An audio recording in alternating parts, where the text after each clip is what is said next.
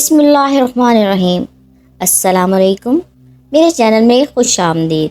میں سڑک پر بھاگتی جا رہی تھی کیونکہ مجھے محسوس ہو رہا تھا کہ کوئی مسلسل میرا پیچھا کر رہا ہے، لیکن میں جلد از جلد کسی نہ کسی طرح گھر پہنچ جانا چاہتی تھی۔ تبھی اچانک سے میرا پاؤں کسی پتھر سے ٹکرایا اور میں سڑک پر اوندھے منہ گر گئی۔ اس کے بعد مجھے نہیں پتا میرے ساتھ کیا ہوا، لیکن جب میری آنکھ کھلی تو میں دیکھ کر حیران رہ گئی، کیونکہ میرے سامنے تو ایک خوفناک۔ میرا نام رجنی ہے، میری عمر 21 سال ہے۔ میں ایک ہندو فیملی سے تعلق رکھتی تھی۔ ہم 2 بہنیں ہیں۔ میری ماں اور پتا کی ارینج میرج تھی اور ان دونوں کا رشتہ بچپن ہی سے طے ہو گیا تھا، کیونکہ میری ماں پتا جی کے ماموں کی بیٹی تھی، لیکن پتا جی پڑھ لکھ کر ایک قابل افسر بن گئے تھے، جبکہ ماں کے خاندان میں لڑکیوں کو زیادہ پڑھانے کا رواج نہ تھا، اس لیے ماں کو زیادہ نہ پڑھایا گیا۔ جب پتا جی پڑھ لکھ کر افسر بن گئے تو دادی جان نے اماں کے ساتھ رشتے پر مجبور کیا، لیکن پتا جی بار بار کہہ رہے تھے کہ میں پڑھا لکھا ہوں تو میں ان پڑھ لڑکی سے شادی کیوں کروں، میری اور اس کی جوڑی نہیں بنتی۔ لیکن میری دادی بضد تھی اور کہہ رہی تھی کہ اگر تم نے میری بھتیجی سے شادی نہ کی تو میرا بھائی ٹوٹ جائے گا۔ میرے پتا جی بھی اپنے ماں باپ کے ایک ہی بیٹے تھے اور دادی چاہتی تھی کہ وہ اپنی بھتیجی کو بیاہ کر لے آئے جو ہمیشہ ان کی خدمت کرے گی، لیکن پتا جی اس بات کے لیے بالکل بھی راضی نہ تھے۔ وہ یہ کہہ کر جواب دیتے رہے کہ میں نے ابھی 5 سال شادی نہیں کرنی، انہیں بولیں کہ انتظار کر لے۔ دادا دادی نے مجبوری میں ان سے 1 سال کا اور ٹائم لے لیا۔ پتا جی بہت خوش تھے کیونکہ انہیں لگتا تھا کہ اس طرح ان کے کزن کے ساتھ شادی نہیں ہوگی، لیکن پھر انہیں جاب میں پروموشن ملنے کی خوشخبری ملی۔ انہوں نے اس پروموشن کی شرط یہ رکھی تھی کہ اگر تو آپ کا نکاح ہو جاتا ہے تو آپ کو 50% تنخواہ زیادہ ملے گی۔ اس وقت پتا جی بہت زیادہ سوچ میں پڑ گئے کہ وہ کیا کریں، کیونکہ ابھی وہ شادی کے لیے تو راضی نہ تھے اور ویسے بھی انہیں کوئی لڑکی ابھی تک پسند نہ آئی تھی۔ وہ چاہتے تھے اپنی پسند کی لڑکی سے شادی کریں اور اپنی کزن یعنی کہ میری ماں سے وہ شادی کرنا ہی نہیں چاہتے تھے۔ لیکن پھر ایک دن کافی سوچ و بچار کے بعد ماں کے ساتھ شادی کا فیصلہ کر لیا۔ میری ماں بیاہ کر میرے باپ کے گھر آ گئی۔ وہ سارا دن ان کی اور ان کے گھر والوں کی خدمت مدارت میں لگی رہتی تھی، لیکن میرا باپ میری ماں کو ذرا بھی پسند نہ کرتا تھا۔ پتا جی کی نہ تو میری ماں کے ساتھ بنتی تھی اور نہ ہی دادی کے ساتھ۔ وہ ماں کے ساتھ شادی کے لیے دادا دادی کو قصوروار ٹھہراتے تھے اور کہتے تھے آپ لوگوں نے میری زندگی خراب کر دی ہے۔ حالانکہ ماں کے ساتھ شادی کے لیے میرے باپ کا اپنا ایک مقصد چھپا ہوا تھا، لیکن نہ جانے کیوں وہ سب کے ساتھ ایسا سلوک کر رہے تھے۔ شادی کے 2 سال بعد ہی میں پیدا ہوئی۔ میرے باپ کو میرے پیدا ہونے کی کوئی خوشی محسوس نہ ہوئی تھی، بلکہ مجھے تو دیکھنے تک بھی نہ آئے تھے، لیکن ماں میرے پتا جی سے بہت زیادہ محبت کرتی تھی۔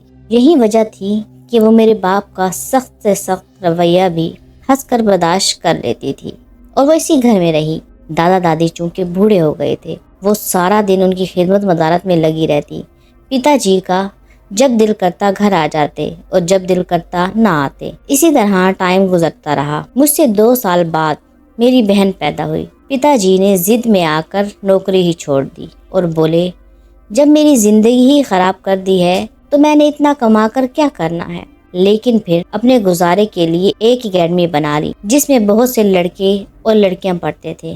انہی میں سے پتا جی کو ایک لڑکی پسند آ گئی اور انہوں نے گھر والوں سے چھپ کر اس سے شادی کر لی۔ اس بات کی خبر میری ماں اور دادا دادی کو اس وقت ہوئی جب پتا جی کی دوسری بیوی سے ان کی ایک بیٹی بھی پیدا ہو گئی، لیکن میری ماں نے اس وقت بھی کوئی آہو پکار نہ کی، گھر میں کوئی واویلا نہ بچایا۔ وہ بالکل خاموش تھی۔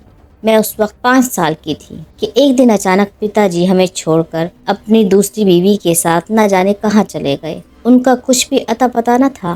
میرے دادا دادی بھی بہت پریشان تھے۔ اسی طرح 2-3 سال گزر گئے، لیکن پتا جی کا کچھ پتہ نہ چل سکا۔ دادا دادی کی جتنے بھی جمع پونجی تھی وہ ہم لوگ کھا گئے۔ دیکھتے ہی دیکھتے دادا اور دادی دونوں ہی وفات پا گئے۔ ہمارے برے حالات تو اس وقت ہی شروع ہوئے تھے، کیونکہ نہ تو اب ہمارے پاس کوئی وسیلہ تھا اور نہ ہی ہمارا باپ ہمارے پاس رہا۔ ہم 2 بہنیں بہت چھوٹی تھی، اس گھر میں ماں کے لیے رہنا مشکل ہو گیا تھا۔ ماں ہم دونوں بہنوں کو لے کر ماموں کے گھر چلی گئی۔ نانا نانی تو پہلے ہی وفات پا چکے تھے۔ ایک ماموں تھے، انہوں نے کچھ اتنا خاص ویلکم نہ کیا تھا، لیکن ہم لوگ تو مجبوری میں گئے تھے، اس لیے ان کے گھر رہنا پڑا۔ کچھ دن تو مومانی خاموشی کے ساتھ ہمیں برداشت کرتی رہی، لیکن پھر دیکھتے ہی دیکھتے مومانی کا رویہ ہماری ماں کے ساتھ تبدیل ہونے لگا۔ میری ماں نوکروں کی طرح سارا دن مومانی کے گھر کے کام کرتی، لیکن وہ پھر بھی خوش نہ ہوتی تھی۔ ہر کام میں کیڑے نکالتی اور ماں کو طرح طرح کی باتیں سناتی۔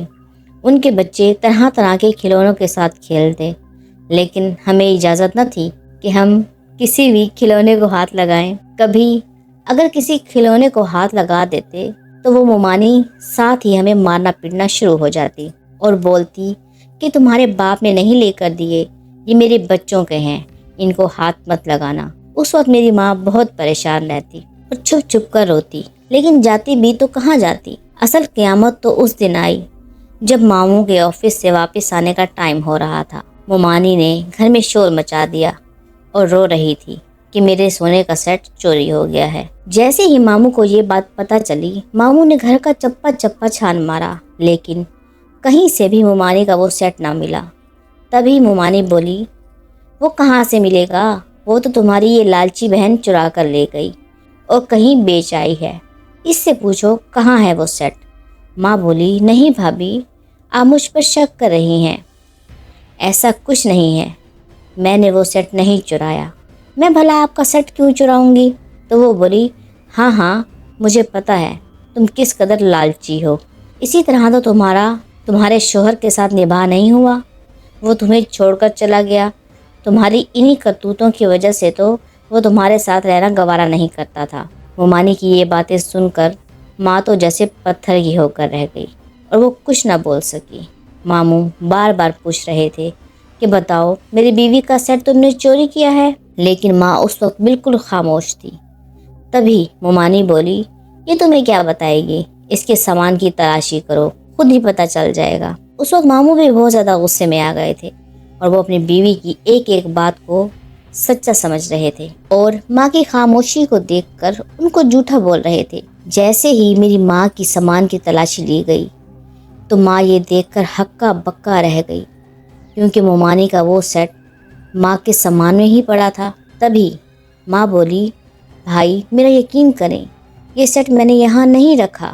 ماموں بولے، تم نے نہیں رکھا تو پھر یہ خود بخود آ گیا، اس کے پاؤں لگے ہوئے تھے اور میری ماں سے کہنے لگے تمہیں اپنے گھر میں جگہ دی اور تم اب ہمارے ہی گھر کو برباد کرنے لگی ہو۔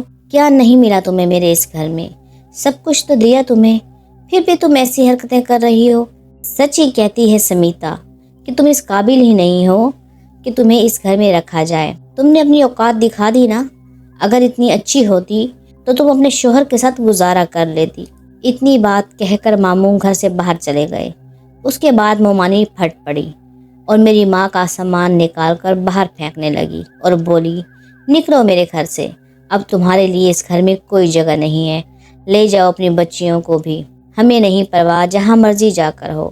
میری ماں ہاتھ باندھے کھڑی تھی اور بلک بلک کر رو رہی تھی کہ بھابھی پلیز میرے ساتھ ایسا نہ کریں، میں نے آپ کا سیٹ نہیں چرایا، نہ جانے وہ کیسے آ گیا، میں اپنی چھوٹی چھوٹی بیٹیوں کو لے کر کہاں جاؤں گی، آپ کے علاوہ تو میرا کوئی بھی نہیں ہے۔ تبھی مومانی بولی، مجھے نہیں پتا تم نے کہاں جانا ہے، لیکن یہاں میری نظروں کے سامنے سے دفع ہو جاؤ اور آج کے بعد کبھی اپنی شکل مت دکھانا۔ ماں روتی بلکتی ہم دونوں بہنوں کو لے کر واپس دادا دادی کے اسی گھر میں آ گئی، جہاں سے اس امید کے ساتھ ماموں کے گھر گئی تھی کہ وہ مجھے سہارا دیں گے۔ اتنا عرصہ گزر جانے کے بعد بھی میرے باپ کا کچھ اتا پتہ نہ تھا۔ دیکھتے ہی دیکھتے میں 12 سال کی ہو گئی، لیکن گھر کے حالات اتنے زیادہ خراب تھے، ماں لوگوں کے گھروں میں کام کرنے جاتی اور محلے کے لوگ میری ماں پر طرح طرح کے بہتان لگاتے کہ یہ آوارہ عورت ہے، اس لیے تو شوہر بھی چھوڑ کر چلا گیا۔ یہ سب باتیں ماں نہ جانے کیسے برداشت کر رہی تھی۔ شاید وہ ہم دونوں بہنوں کے لیے اتنی مضبوط ہو گئی تھی۔ میری وہ ڈرپوک کمزور سی ماں اپنی دونوں بیٹیوں کو سمیٹے بیٹھی تھی۔ پھر اچانک سے ماں کی طبیعت خراب ہونے لگی۔ اب وہ 32 سال کی عمر میں 60 سال کی بوڑھی نظر آتی تھی اور اب میں اپنی ماں کی تکلیف کو سمجھنے لگی تھی اور بار بار پوچھتی کہ ماں پتا جی کیوں ہمیں چھوڑ کر چلے گئے اور کہاں گئے ہیں، تو ماں کہہ دیتی ایسے سوال نہ کیا کرو، تمہارے پتا جی اس دنیا میں نہیں رہے، وہ مر گئے ہیں۔ نہ جانے ماں کا اندر کتنا دکھی تھا جو وہ ایسے الفاظ بولتی تھی، لیکن میں یہ بات جانتی تھی کہ میرے پتا جی زندہ ہیں اور وہ ہمیں چھوڑ کر کسی دوسری عورت کے ساتھ چلے گئے ہیں، کیونکہ میں نے ایک دن مومانی سے یہ بات سنی تھی۔ میری چھوٹی بہن 8 سال کی تھی، اسے تو ابھی ان چیزوں کا بالکل بھی پتہ نہ تھا، لیکن ایک ایک چیز کی فرمائش کرتی تو میں مارنے لگ جاتی، کیونکہ ماں سے ہماری فرمائشیں پوری کرنا ان کے بس میں نہ تھا۔ میں سمجھدار تھی، میں ان چیزوں کو سمجھتی تھی۔ میں نے کبھی بھی ماں سے کسی قسم کی کوئی فرمائش نہ کی تھی۔ ماں کو جب بھی بخار ہوتا تو وہ خود اپنے لیے دوائی بھی نہ لیتی، لوگوں کے گھروں میں کام کر کے جو پیسے آتے اس سے ہمارا پیٹ پل رہا تھا، لیکن دیکھتے ہی دیکھتے ماں کی طبیعت زیادہ خراب ہونے لگی۔ اب تو ماں سے بھی کام پر نہ جایا جاتا تھا اور ہمارے گھر میں فاقے ہونے لگے۔ بھوک اور پیاس کی شدت ہم دونوں بہنوں سے برداشت نہیں ہو رہی تھی۔ ماں تو بالکل چارپائی کے ساتھ لگ گئی تھی۔ میں اس وقت 15 سال کی ہو گئی تھی۔ میں خوبصورتی میں بے مثال تھی۔ میری گوری رنگت، لمبی جھیل جیسی نیلے رنگ کی آنکھیں، یہاں تک کہ میرے اندر کوئی بھی نقص نہ تھا، لیکن میری غربت میری خوبصورتی پر بھاری پڑ گئی تھی۔ ماں کی ایسی حالت دیکھ کر مجھے کچھ بھی سمجھ نہ آ رہا تھا کہ کیا کروں۔ جہاں ماں کام کرتی تھی میں اس سردارنی کے گھر گئی اور ماں کی طبیعت کے بارے میں بتایا اور بولی کہ آج کے بعد ماں کی جگہ میں کام کرنے آیا کروں گی۔ سردارنی بولی تم کیا کام کرو گی؟ ایک تو عمر تمہاری اتنی چھوٹی ہے اور اپنی حالت دیکھی ہے۔ میرے پھٹے پرانے کپڑے جو گھر میں صرف سوڈا نہ ہونے کی وجہ سے بہت گندے تھے، ایسے میں سردارنی مجھے کام پر رکھنے کے لیے تیار نہ تھی۔ میں التجائی لہجے میں بولی کہ آپ سے جتنا ہو سکے مجھے معاوضہ دے دینا، لیکن مجھے کام پر رکھ لیں۔ سردارنی نے کچھ دیر سوچا اور اس کے بعد مجھے کام پر لگا دیا۔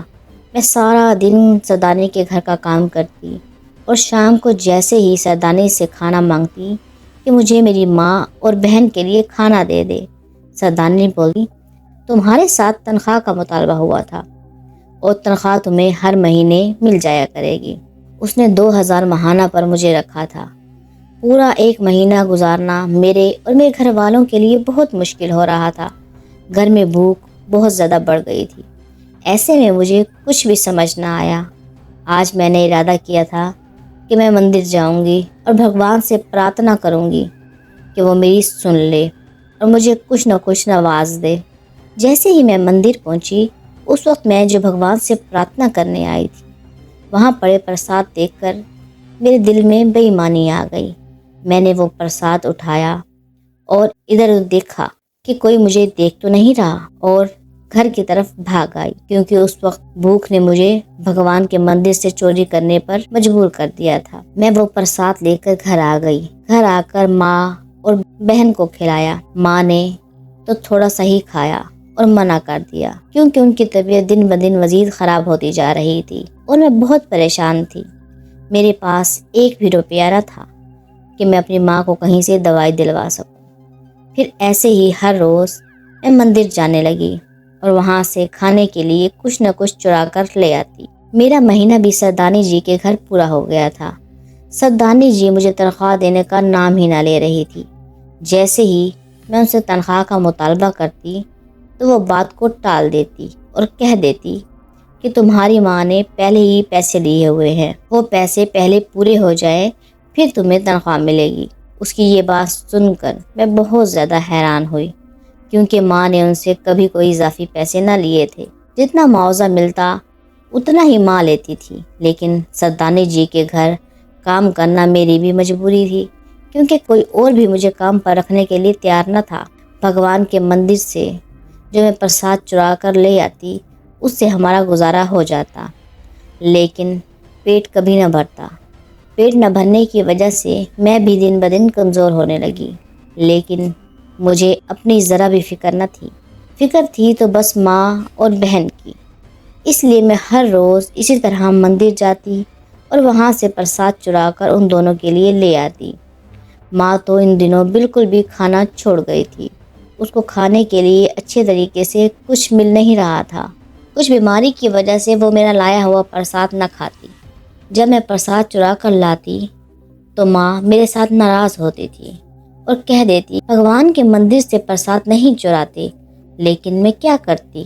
میں ماں سے کہہ رہی تھی تو ماں ہم کیا کریں، بھگوان بھی تو جانتے ہیں کہ ہم لوگ بھوک سے مر رہے ہیں۔ پھر ایک دن جیسے ہی میں سردانی جی کے گھر گئی، میں نے سارا کام اچھے سے نپٹا لیا۔ سردانی جی کی ایک سہیلی جو کہ اکثر ان سے ملنے آیا کرتی تھی، آج بھی وہیں ان سے ملنے آئی۔ وہ دونوں آپس میں نہ جانے مندر کے بارے میں کچھ باتیں کر رہی تھی۔ مجھے ایسا محسوس ہوا کہ وہ کہہ رہی ہوں کہ مندر سے پرساد چوری ہوتا ہے اور چور بھی پکڑا نہیں جاتا۔ ان کی یہ بات سن کر میرا دل زور زور سے دھڑکنے لگا۔ میں جو ٹیبل صاف کرنے میں مگن تھی، ان کی یہ بات سن کر میرا سارا دھیان ان کی باتوں کی طرف چلا گیا، اور وہ عورت سردانی جی کو بتا رہی تھی کہ ہاں قریب بھی ایک مسلمانوں کی مسجد ہے، وہ ہر روز اتنا زیادہ لنگر تقسیم کرتے ہیں کہ کوئی بھی غریب بھوکا نہیں مرتا اور اسے چوری کرنے کی ضرورت نہیں پڑتی۔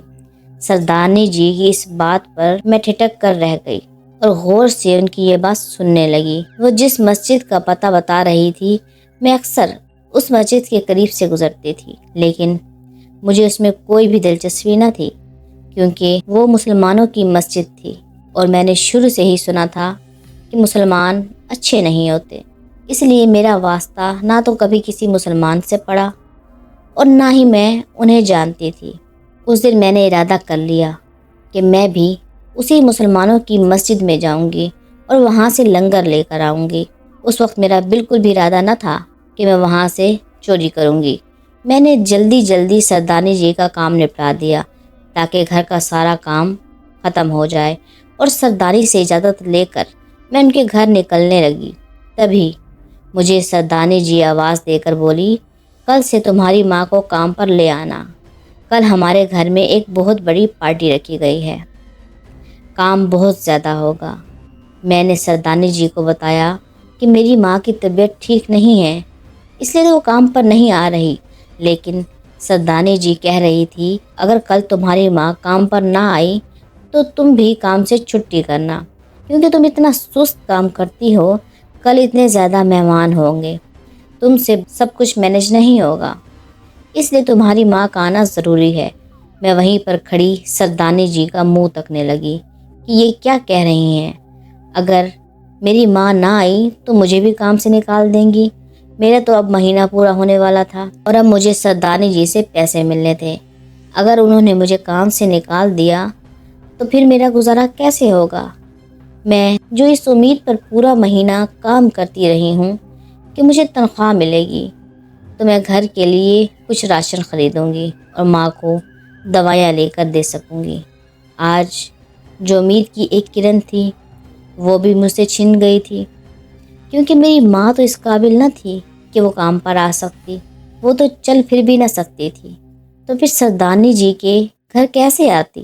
میں نے سردانی جی سے کہا، سردانی جی میری ماں کی بہت زیادہ طبیعت خراب ہے، دوائی نہ ملنے کی وجہ سے ان کی طبیعت سیٹ ہی نہیں ہو رہی، گھر کا جتنا بھی کام ہوگا میں سارا نپٹا دوں گی، آپ فکر نہ کریں۔ لیکن سردانی جی بضد تھی اور کہہ رہی تھی کہ نہیں، مجھے پتہ ہے تم کس طرح کا کام کر سکتی ہو، اس لیے اگر تمہاری ماں نہ آئی تو تمہیں بھی آنے کی ضرورت نہیں۔ میں مایوس ہو کر سردانی جی کے گھر سے نکلی تھی، کیونکہ میں جان گئی تھی کہ میرے پورے مہینے کی محنت سردانی جی ہڑپ کر جائیں گی۔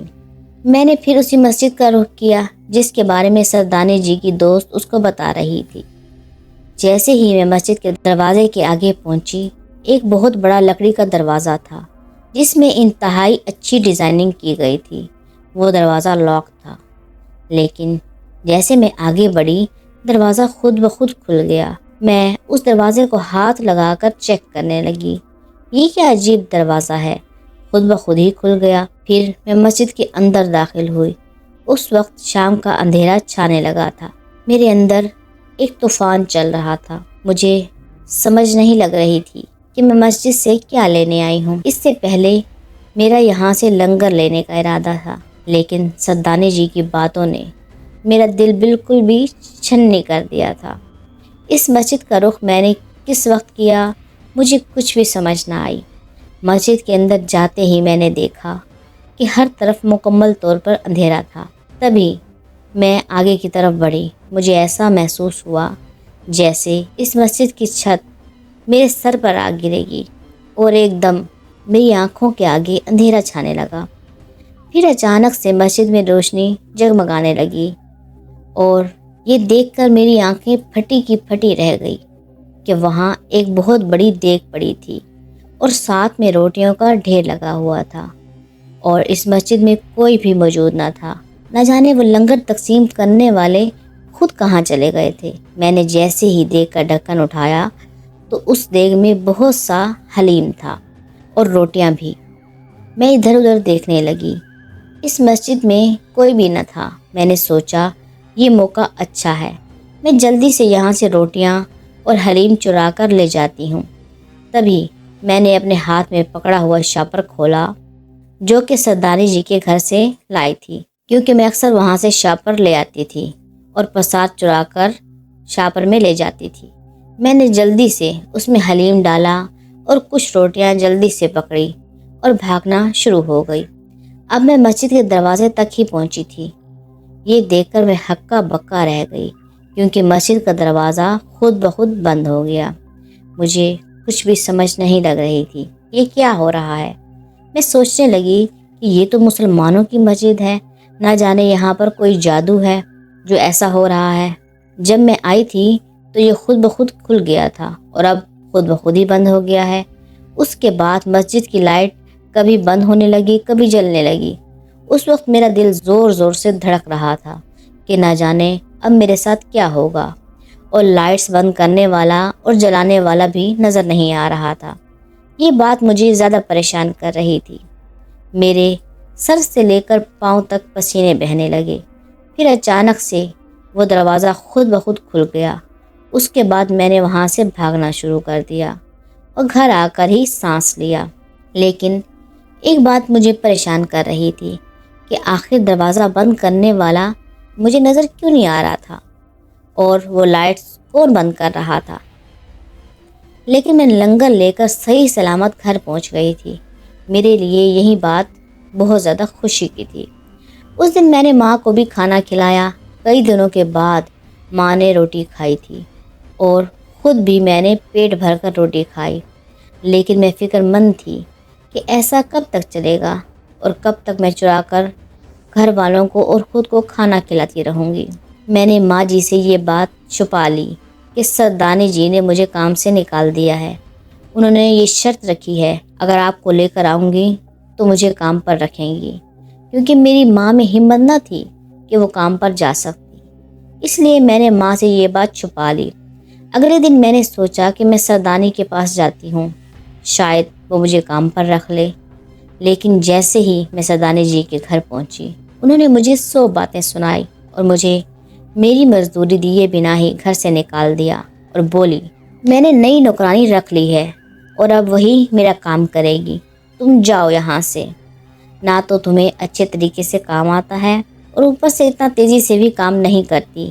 آج راستے میں آتے ہوئے میرے پاؤں لڑکھڑا رہے تھے، اور اس وقت مجھے اپنا وہ بے حس باپ یاد آیا، جو ہمیں یوں لاوارثوں کی طرح چھوڑ کر اپنی دوسری بیوی کے ساتھ عیاشیاں کر رہا تھا۔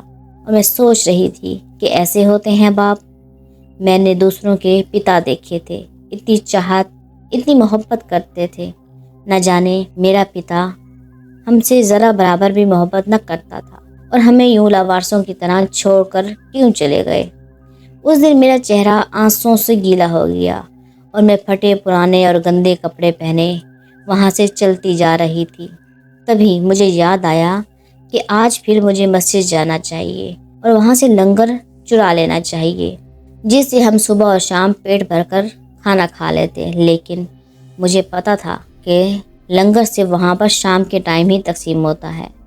میں گھر بھی نہیں جانا چاہتی تھی، کیونکہ اگر ماں کو میری نوکری چھوٹ جانے کے بارے میں پتہ چلتا تو وہ بہت زیادہ فکر مند ہوتی، اس لیے میں نے وہاں سڑک پر ایک درخت کے نیچے بیٹھ کر انتظار کرنا شروع کر دیا اور میں وہاں پر پڑی چھوٹی چھوٹی کنکریوں کے ساتھ کھیلنے لگی۔ جیسے ہی شام کے اندھیرے چھانے لگے میں نے مسجد کا رخ کیا۔ اس مسجد کا دروازہ بھی کھلا تھا اور ساری لائٹس بھی جل رہی تھی۔ پہلے تو میں نے ادھر ادھر چور نظروں سے دیکھا کہ کوئی مجھے دیکھ تو نہیں رہا، کیا مسجد میں کوئی موجود تو نہیں ہے، کل اگر کوئی موجود نہیں تھا تو آج تو ضرور ہوگا۔ میں یہی سوچتی ہوئی آگے کی طرف بڑھ رہی تھی۔ جیسے ہی میں آگے بڑھی تو میں نے دیکھا مسجد کے برآمدے میں ایک نوجوان سفید کپڑوں میں ملبوس کوئی عبادت کر رہا تھا۔ یہ مسلمانوں کی مخصوص عبادت تھی، یہ تو میں جانتی تھی، لیکن یہ کون سی عبادت تھی مجھے اس کا نام نہیں معلوم تھا۔ اس وقت وہ اپنی عبادت میں مشغول تھا۔ میں نے موقع غنیمت جانا اور جلدی جلدی وہاں سے روٹیاں اور حلیم لے کر بھاگی۔ میں سڑک کنارے بھاگتی جا رہی تھی، مجھے لگ رہا تھا کوئی میرا پیچھا کر رہا ہے۔ پھر میرا پاؤں پتھر سے ٹکرایا اور میں گر گئی۔ مجھے پتہ نہیں کیا ہوا، لیکن جب میری آنکھ کھلی تو میرے پاؤں کے نیچے سے زمین نکل گئی، کیونکہ جیسے ہی میں پیچھے مڑی